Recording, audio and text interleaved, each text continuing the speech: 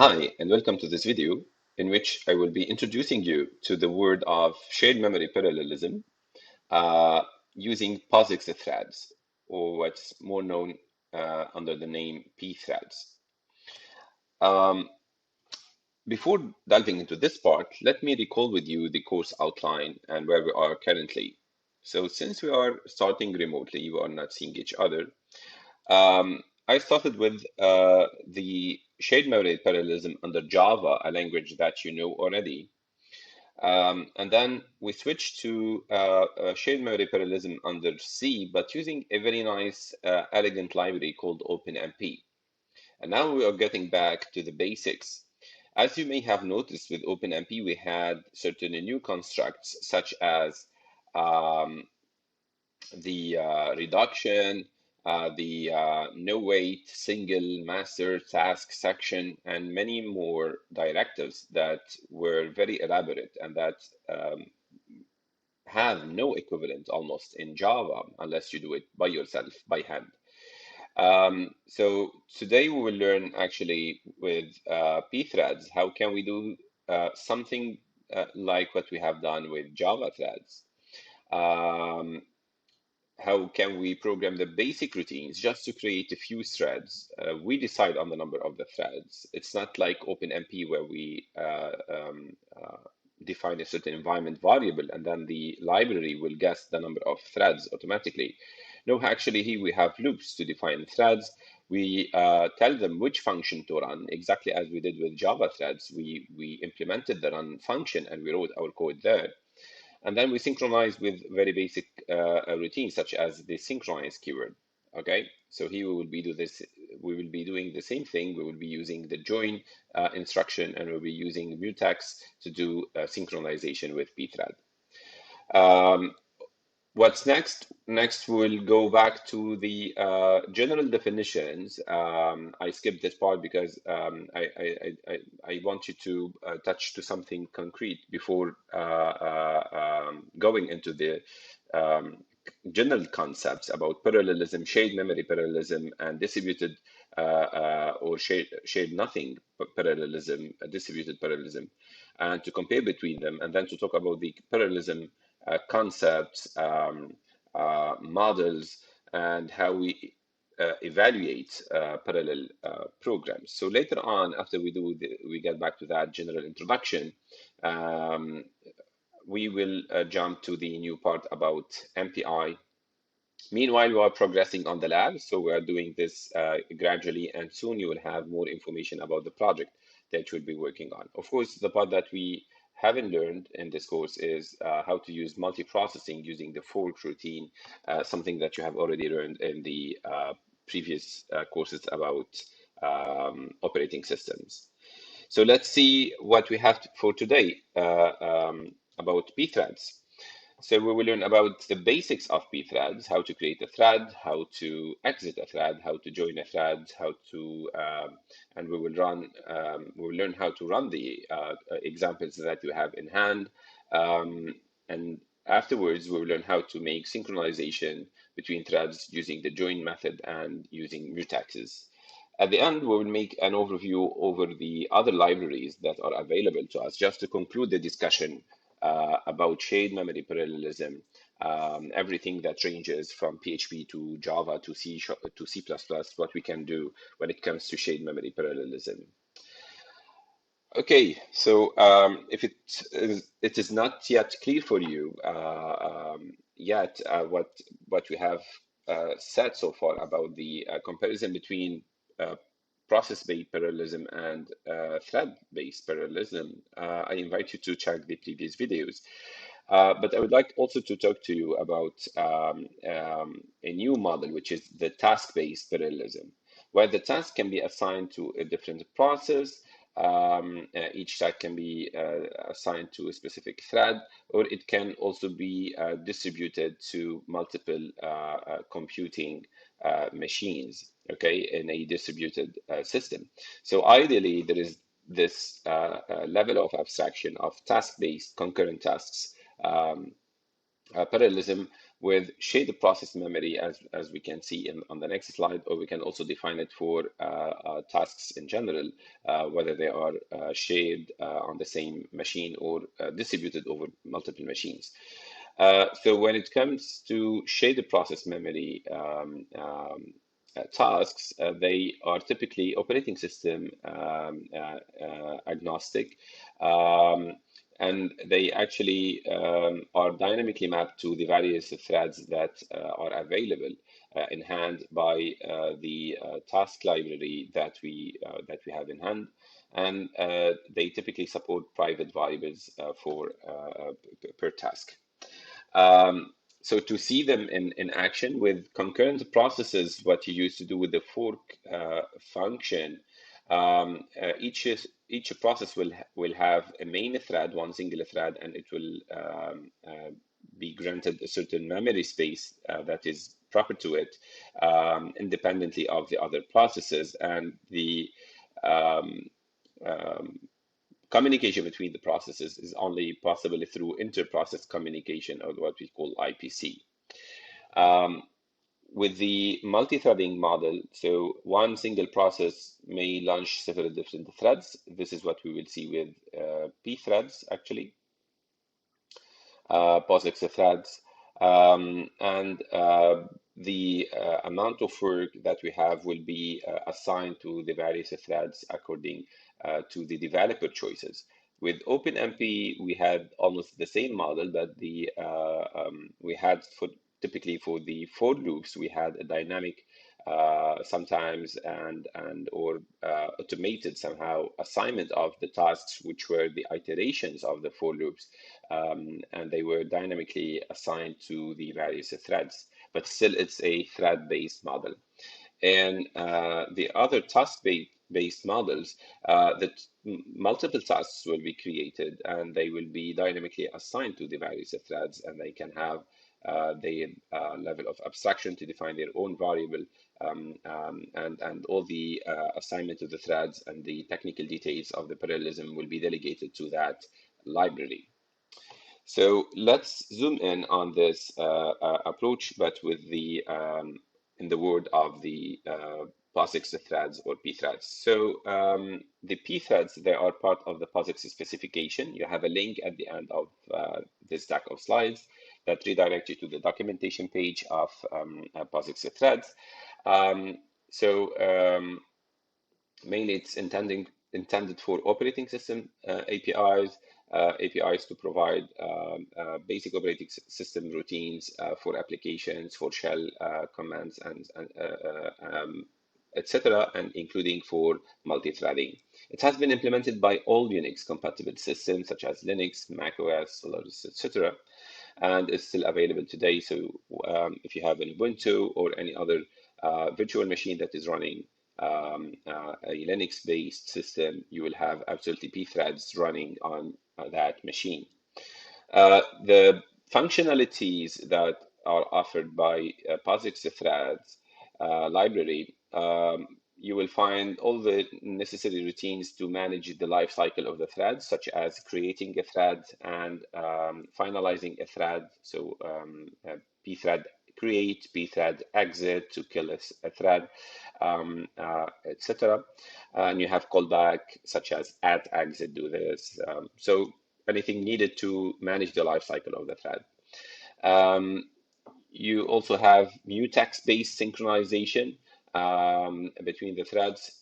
You can also use join routines also to synchronize the execution of your thread. So to let one thread wait for the other one until it finishes. You can also use synchronization based on different flavors, such as condition variables, read-write locks, which are out of the scope of this course. And you can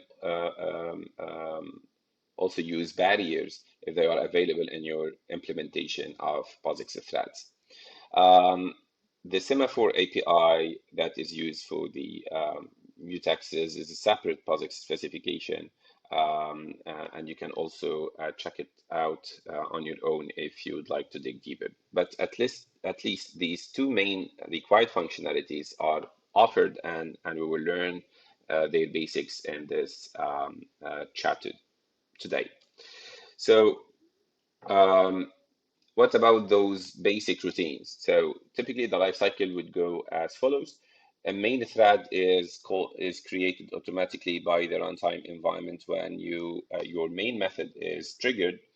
Um, it launches other threads if you'd like to using the pthread function. And if you want to launch more than one thread, then you can use a for loop and you can define whatever boundary or limit on that for loop to create as many threads as needed.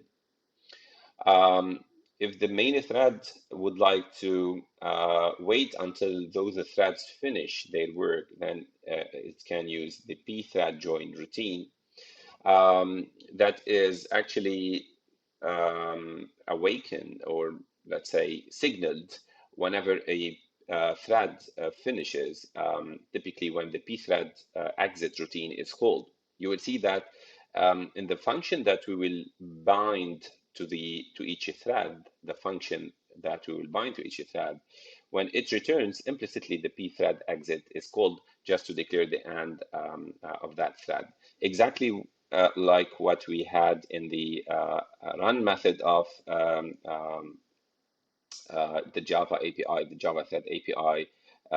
I hope you still remember that at the end of the run method, when those braces are closed, as if we return from this method, the thread will actually yield its time completely to the other threads and will, if you call from now on is alive on the thread, it will return false because the thread is no more working. Okay, so it's almost the same concept. So let's see the details. So pthread creates run a given function as a concurrent activity. So each time you create a thread, you have to provide to it a certain function name that you want to execute in parallel. So you can pass to it a certain void star function, and you put whatever code to execute in parallel. And you can put in it whatever piece of code you want. You will see, we'll talk more about its arguments later on. So you can put whatever piece of code. And when this function returns, implicitly pthread exit is called. But you can also call pthread exit manually at this stage before returning from that function. So you can specify a function that you want to concurrently execute along with the main thread and with other functions. The operating system scheduler will decide upon the parallel execution because you are using the Unix system POSIX threads, okay? So system level threads. Again, when you call pthread exit, it's called implicitly on the function return, and it does not release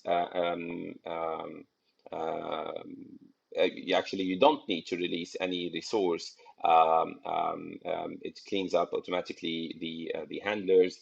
It means the open file that you have, the open files and any other resources that are allocated for your thread, they will be automatically released and clean up. What about pthread join? So we will talk more about it later on, but just as a refresher, it's exactly like thread.join in Java. So where thread actually is a specific thread. It's not a static function. Okay, so if you have a certain thread and you're calling join on it, as I told you, we read this function in this way. The caller that is calling this function on this thread, it will join the thread th until th finishes. And here we have the same thing. If the main calls pthread join and it passes in the ID of a certain thread, it blocks the caller of this function. So the main thread in this case will wait for the corresponding thread. You can manage to store your threads handlers into a certain array and to allow them to join each other. Or you can also store the pthread self reference of the main in a certain global variable so that the other threads can see it, and then they can use that reference to wait on it. They can join the main thread just in case the main thread is doing something. So join goes in all directions if you want to do it, but it's always the same rule. The caller will wait until the specific thread terminates. So it allows to determine the exit code from the pthread exit, as we shall see afterwards. So let's see a first example. The basic ingredients to cook a certain program that uses pthreads, the pthread library, POSIX thread library, you need to include the pthread.h header file. You need to, in this case, you can now use pthread create. You can write several lines of pthread create, 2 or more, just to get a sense of what's happening. 2 or lines of or 2 calls of pthread create are needed, I think, just to have a feeling of a certain parallelism to be able to create 2 or more threads. But in general, you will see often this pattern. You will define a certain number of threads that you fix at the beginning of your program, and you will use a for loop, okay, to create as many threads as needed according to your defined number. So this is the typical pattern, actually.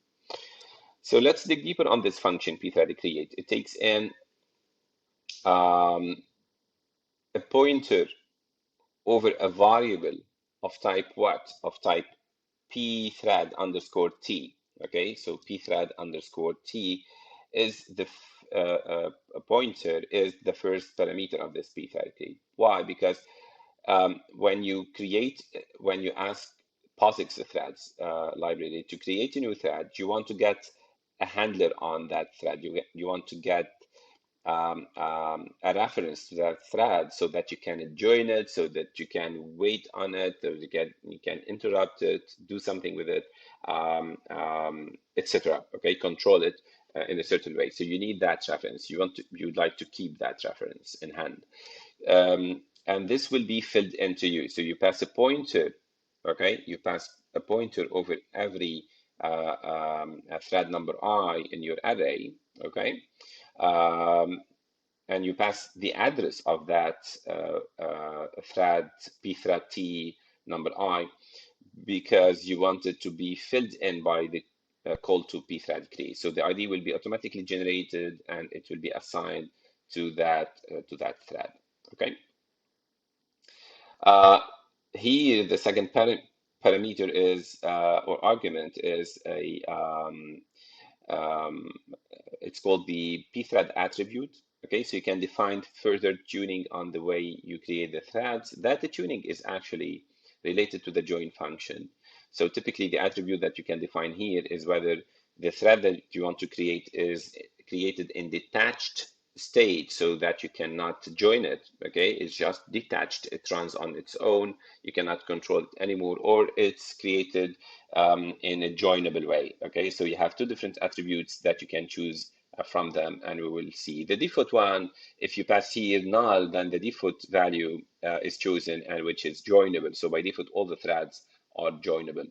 But you can also define them in the detached state, or it depends on your implementation of POSIX thread, just in case you have a certain implementation that does not create them joinable by default, then you can specify this just to make sure. What are the 2 other parameters? They are the function that you want to execute in parallel and the arguments that you want to pass to that function. So here we pass the name of the function, that is a void star, and that we have defined here. Okay, so it's a void star function. It returns void, and it's a pointer to a function. So this is why we are able to pass it here. And it takes in a pointer to a certain chunk of data. So here our data, we defined our data as a long, and it is actually the ID. It represents for us the ID of the or the number of the thread that you are creating. Okay, so arranging our t from 0 up to the number of threads, so up to 4 in this case. Okay, so the last value would be 5 minus 1, which is 4. So in this case, each time we are incrementing t, we are passing a different t to each thread. So we're passing the same function, print hello, but we are passing into t a different value each time. At the first iteration, we are passing 0. At the second iteration, we're passing 1, and then 2, and then 3, and then 4. So we are creating 5 different threads as if the iteration number represents at the same time, the ID of that thread, okay, that we are creating. So we are passing that ID, but we could actually pass anything we want. It's a void star. It's a pointer to any chunk of data you could pass.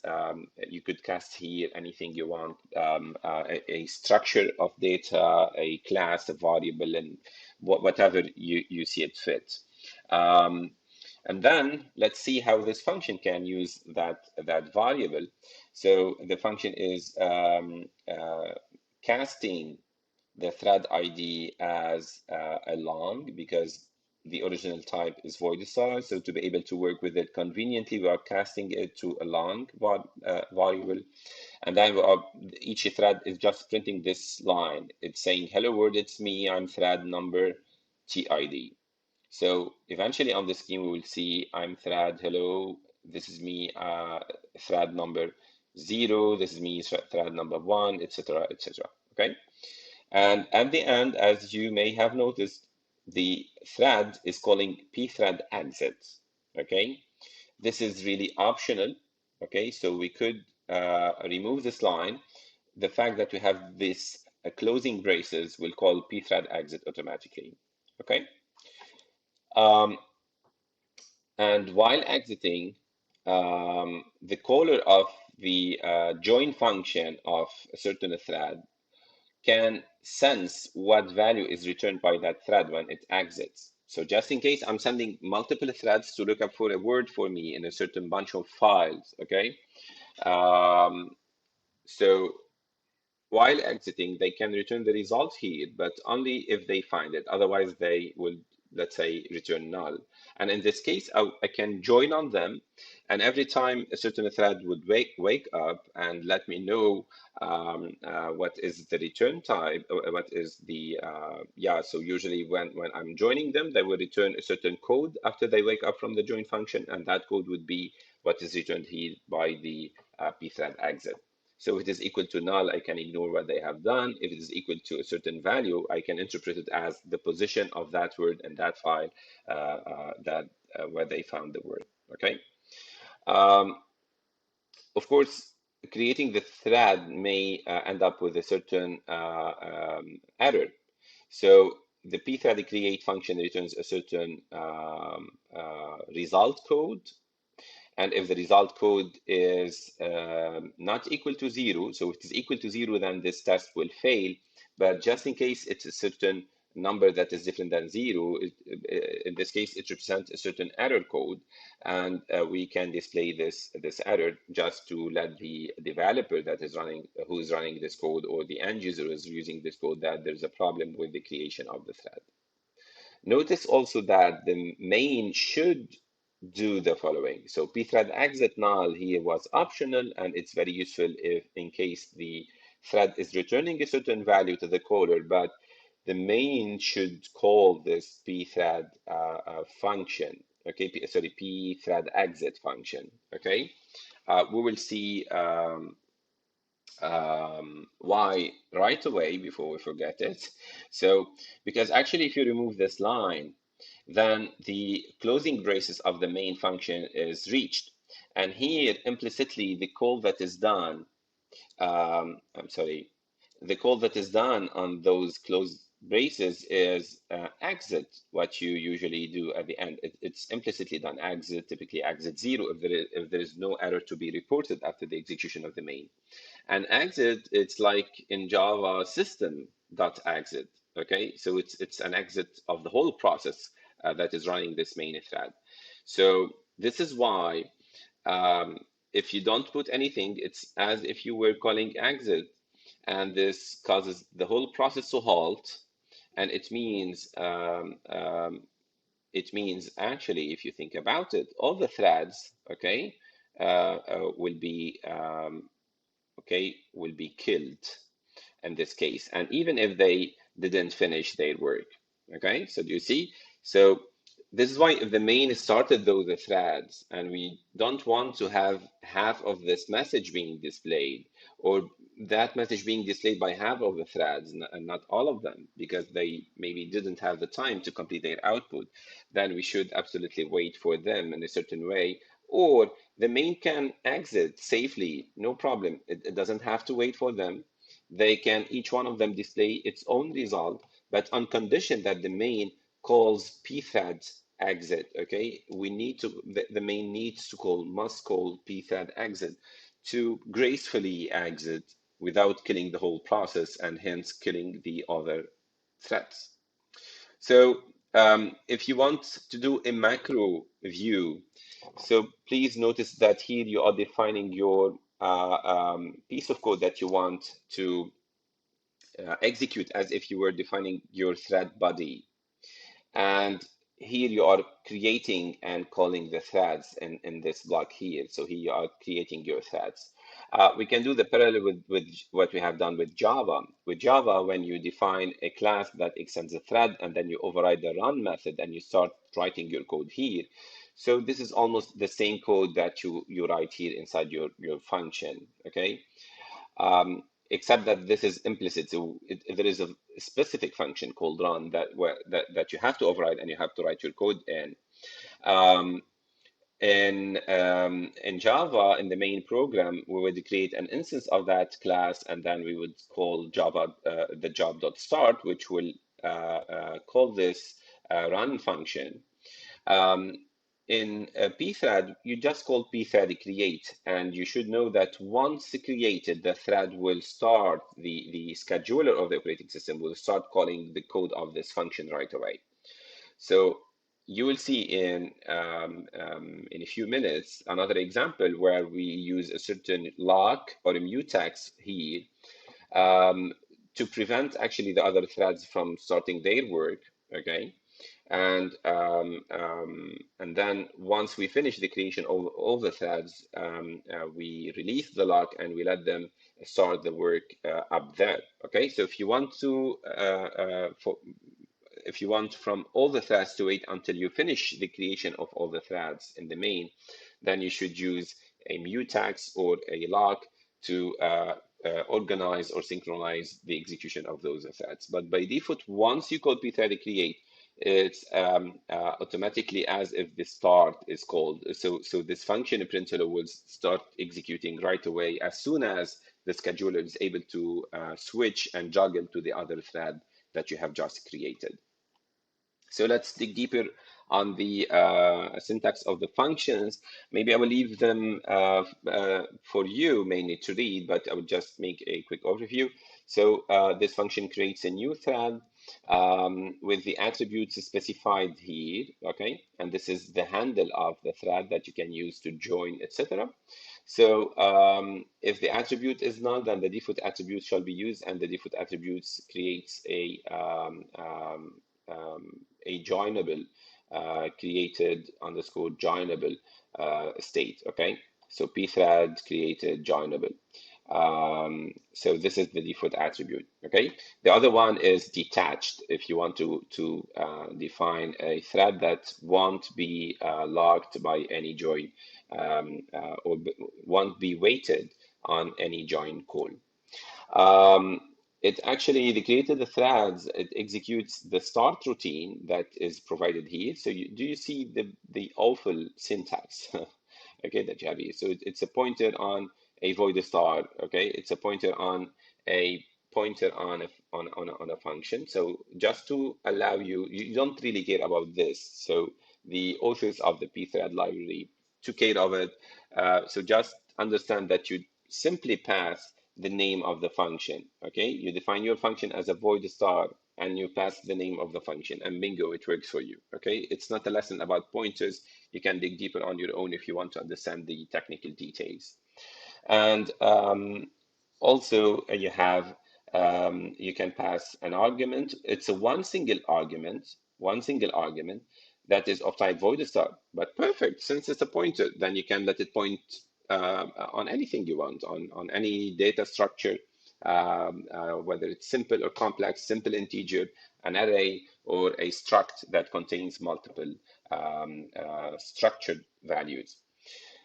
If the call to this function is successful, then it returns, you see here, it returns an integer. If the call is successful, then it should return 0 because it means there are no errors. Otherwise, an error number would be returned to explain what's happening, okay? Again, as for the start routine that you have here, the start routine would be something like this. It's a void star, the name of the function, and then it takes a void star, the arguments that you have provided to them, and then you can write anything you want inside the body. Let's see how this is married with the pthread exit. So the pthread exit function shall terminate the calling thread and make the value PTR here available to any successful join from another thread, okay, with the terminating thread. So if you put it or not, it's the same, okay? It's really optional. If the start routine returns, the effect shall be as if there was an implicit call to pthread exit with actually using the return value of the start routine, okay? So you can return anything you want here, and then that will be the exit status, okay? But maybe it's more explicit and more elegant to call pthread exit and to specify that exit status here, okay? Warning, as I told you, the main thread has an implicit call to exit. So note that the thread in which the main was originally invoked differs from this. When it returns from the main, the effect shall be as if there was an implicit call to exit using the return value.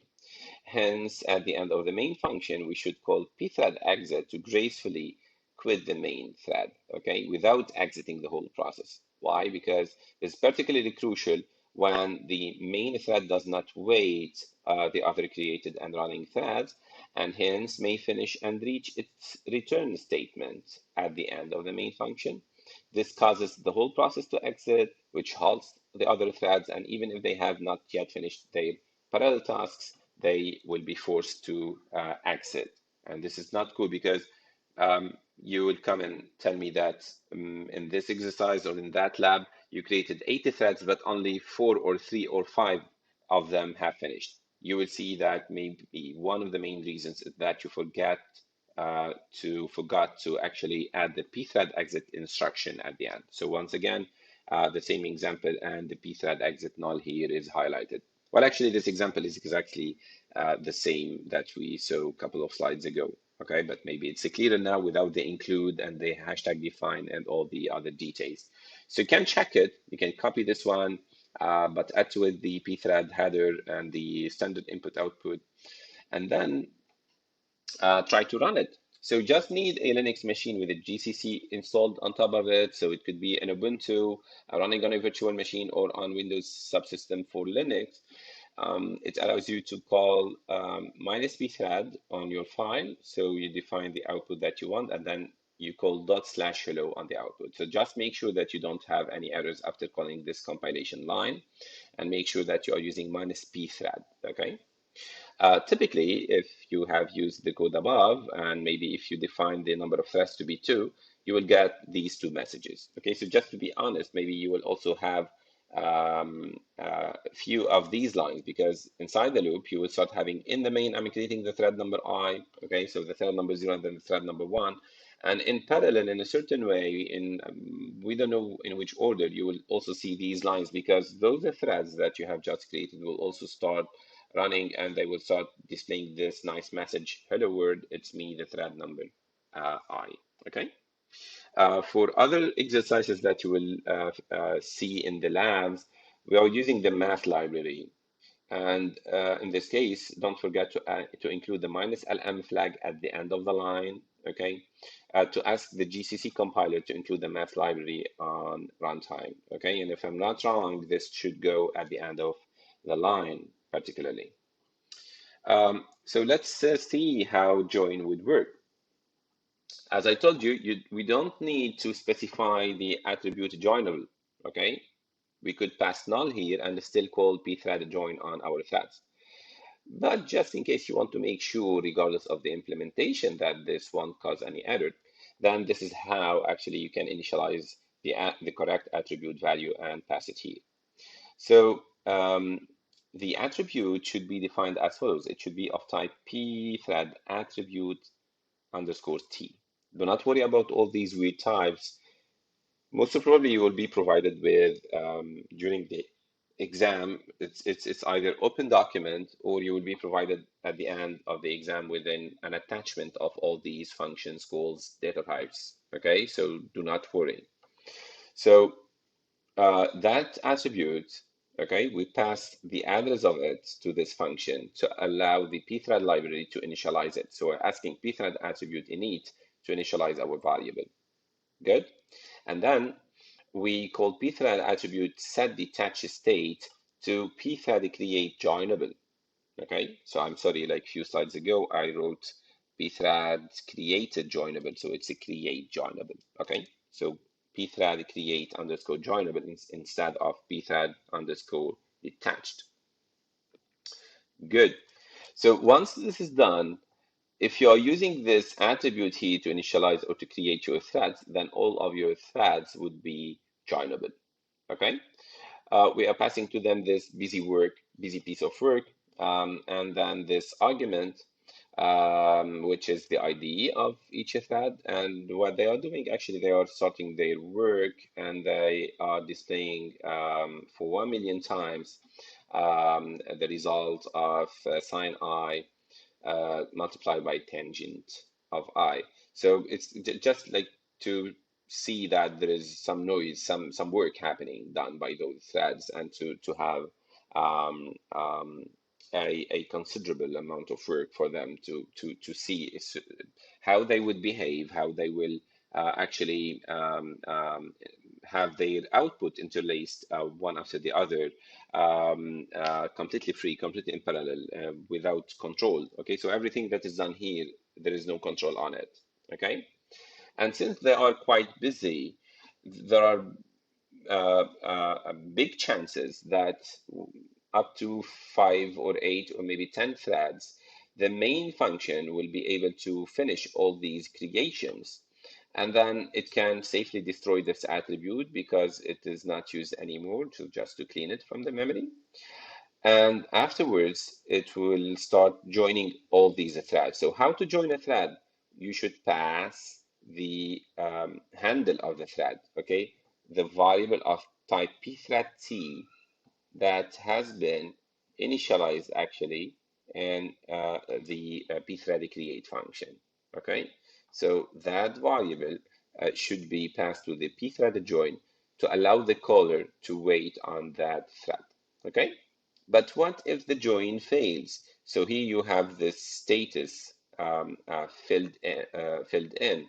And what if it succeeds? So also when the thread would exit with pthread exit, as I've told you, okay, it can return a certain status. Okay, so that status will be caught here in this variable. Okay, so it will be filled in by the function, and then you can do whatever you want in it. So for instance, we are using it to say that the thread status with ID status has finished, okay? At the end, don't forget to put pthread exit, but I agree with you that here it's actually optional. It happens to be because we would have already the main waiting for all the threads. Okay, so the main would have already waited for all the threads until they finish. So it should be clearly the only thread that is working, the main here. So if it exits directly, it's not a big deal. Okay, even if it kills the whole process, there is no work that is left to be done by anyone. Okay. So just in this case, this line is optional, but in all the other exercises where the main is not waiting for the threads, it's not joining the threads, then the call of pthread exit at the end of the main is really necessary. So again, the pthread create joinable is optional. So this is the default value, and this is actually an information directly from the documentation of POSIX threads online. I told you about a trick that consists of letting one of the threads wait for the main. Well, actually, just need to know about this function here, pthread self. If you call it inside the main or inside any thread, then you can get a reference on the pthread underscore t data type, the handle, the pointer to the thread that you have, okay, of the currently running thread. So if you call it in the main, you can get a reference on the main thread. And hence, in this case, if you create a certain thread and you pass this function to it, you can allow that thread to wait to the main until it finishes. So, and once again, in such cases, you need to call pthread exit in the main, because otherwise this thread would be waiting for the main. Okay, so the main should exit to allow to the thread to finish its work. And actually, maybe I didn't told you until now, but when all the threads that you have created finish their work, while the whole process can halt and terminate and exit. Okay. So the last part that we have in the chapter is about the use of mutexes, the synchronization using mutexes. Um, the API actually of pthreads supports at least mutex and condition variable concept. I will show you how can we use the mutexes. So the thread synchronization and the critical section protection can be defined using those mutexes.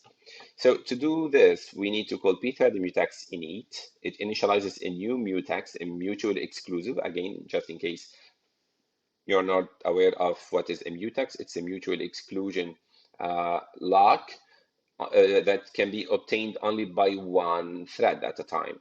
So it helps you to protect a critical section of code to allow one thread to execute it and not more than one thread. Typically, it's a piece of code where you have an access to a shared variable, to a shared memory space, and where at least one of the threads is accessing that zone or critical section or that shared variable actually in write mode. So by default, the mutex is unlocked when it is initialized. And then if you want to lock it, then you can call pthread lock or try to lock. Try to lock will just attempt to get the lock, but it won't be blocking. But mutex lock clearly blocks, okay, until the mutex is obtained. So, and this is really necessary when you have a critical section. But maybe if the thread can have this logic, try to get the lock. If it is not possible, then let me do another iteration or another bunch of iterations to complete my work, and then I will put back the final feedback in a global variable, shade variable later on. Then it can use try lock just to attempt getting the lock, and if it does not succeed, then it just gives up on it for a few iterations to complete its work without losing its precious time. Once done, once a certain thread finishes working on a certain critical section, it should absolutely unlock that mutex, because all the other threads maybe would have been waiting on that lock.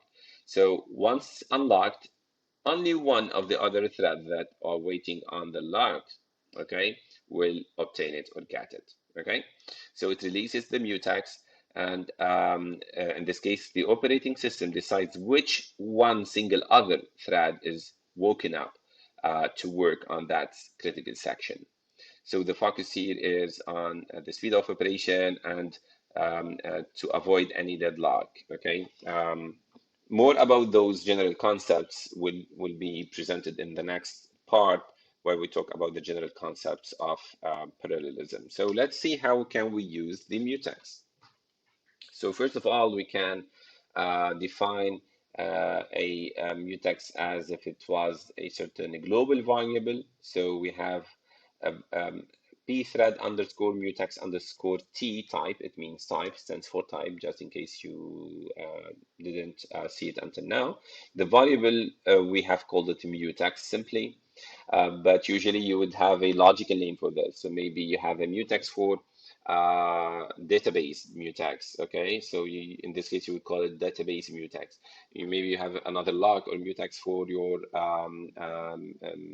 let's say audio file. So you may have another variable called audio mutex. Okay, etc. So here we are using a very general name, and then we are initializing it to this constant, the pthread mutex initializer. Okay. And afterwards, we are actually using that mutex right away. So I'm calling pthread the mutex lock, and we're passing the address of the mutex so that this function would be able to update our mutex variable and lock it. Why are we doing this inside the main? Because we want the main to finish creating all the threads before any one of them is able to execute these lines of code. Okay, so let's check it. So the mutex is locked, and the mutex here is the same that is used there. Okay, it's the same variable. Okay, if they were different variables, then no one will wait on both mutexes. Okay, no two different threads would wait on both locks. Okay, two different threads can be executing those zones, but actually, since I'm using the same variable mutex that is defined here, then only one thread among the main and all the other threads would be able to execute these lines and these lines here that are defined by those two different sections. Okay, this section here and that section there. So what's happening? We are locking mutex. The main gets into this loop, and it will create all the threads. So once these threads are created and are provided with this function, maybe all of them, they will start attempting to get this lock. So you will have this function most probably being output on the screen very early in the program. Okay, so every single thread being created will get a certain quantum of time by the scheduler of the operating system, will get some time to display this function, this message, thread attempts to log the mutex, and then because of this instruction, they will start waiting on the mutex, okay? And they cannot access this zone. Although this is a different zone than this one, okay? But it's the same mutex variable. The main, to guarantee that there is neatly a complete difference between the time when this message is displayed and the time when they start working on it, it accentuates this deferred time by sleeping for 3 seconds. So after the creation, you will see if you create, let's say, 5 different threads, so you see this message 5 times on the screen, and also this message here. The main will wait a bit until we are done with the shared data, okay? And then um, um, after 3 seconds, the main thread will unlock the mutex. So you'll also see this message, and the mutex will be unlocked, and only then you will start seeing messages of this format. The thread got the mutex, okay? But you won't see two successive thread got the mutex lock, okay? Each time a certain thread succeeds in getting the mutex, it will unlock it. It will display this message, do this plus plus minus minus completely safely, even if the shared data here are shared and they are global, they are shared to all these threads. Okay, so even if they are shared, these instructions will be always done by only one thread at a time, and then that thread will also display unlock the mutex, and then it will effectively unlock it, and only then another thread can get into this bunch of code, okay, bunch of lines of code. So you will always see got mutex unlock, got mutex unlock, got mutex unlock in the same order. It will always be the same thread that gets the mutex lock that will also unlock the mutex, okay, afterwards. Exactly in that order. So do you see how um, um, uh, um, fully you control all these and you synchronize the execution of all these threads actually. So this is the power of mutex, but don't forget that now you have lost um, the performance of parallelism and the power of parallelism. Okay, so you got back to a linear sequential code. So maybe instead of all these lines of code, it would have been better to just use a for loop and to put those two lines in them. Okay, inside one single thread. It's useless to use multi-threading here, guys. Okay, okay. But is it the case that we don't use mutexes at all? No. usually when you have a critical section, okay, we have discussed this in OpenMP and in Java. So usually you would have multiple for loops, plenty of lines of code that can be really done in parallel. And then you have one single tiny section where you need to synchronize because you are accessing a shared variable, and then the threads can continue afterwards, really working in parallel afterwards. Okay, so the use of mutex is necessary to have a correct result at runtime. Um, but if you use it exactly as in this example, then maybe it's useless, and it brings you back to sequentialism, and there are no benefits from what your parallel code. Also notice that the main thread, it doesn't wait on a lock anymore, but it simply joins those threads, okay? And once they finish working, only then it will be able to destroy the mutex. So we cannot call destroy inside each thread because it's still used by the others. So one of the rules of the main thread is to be able to do this housekeeping and cleaning at the end if necessary. Again, notice that we are calling, the return statement here right away. So we are exiting the whole process. We don't need to call pthread exit because the main thread has already joined all the other threads and waited for them. So all the threads would have finished their work, so there is no need to wait for them, and the main thread can exit with the return statement right away. So now just a few words about the other alternatives. Know that exactly as the POSIX threads that are used under Linux, you have the same routines available under Windows, and you can access them through the Visual Studio environment and the Windows libraries. Um, so almost exactly the same uh, features and functionalities are offered in both to a certain um, degree. And also note that beside what we have learned so far in Java and in OpenMP, Pthread, all the high-level languages, they offer their threading support. Even those just-in-time compiled languages or interpreted languages, all of them, they have their own way. So they have rich API for thread management and shared data structures. Examples, the Java Runnable interface that we learned so far, the .NET System.threading class and library, and mostly one-on-one mapping of high-level threads to operating system thread. So all those libraries would map their library thread to native operating system thread. So what's the advantage here is that the effective scheduler of the operating system will take care of the assignment of the chunk of times or quantum of time dedicated to the execution of each thread. And beside it, when the system is aware of those threads, so it will allocate the right amount of time to those threads exactly as it does for the other processes. So process one, process two, and then thread one, thread two, thread n. So it's a first-class citizen in this case, the thread for the scheduler of the operating system.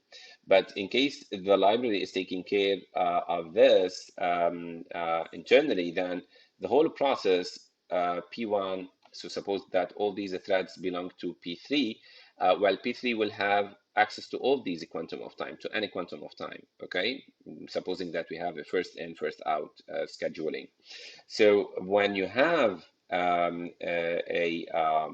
library thread, a user thread that is not an operating system thread, then maybe the operating system is seeing the Java thread, the Java process or the .NET process as one singular process, and it will assign to it one quantum of time among the other processes, regardless whether it has internally one thread or n different threads. Okay, so this is the disadvantage when you have a library thread that is managed internally and that is not translated into a native thread.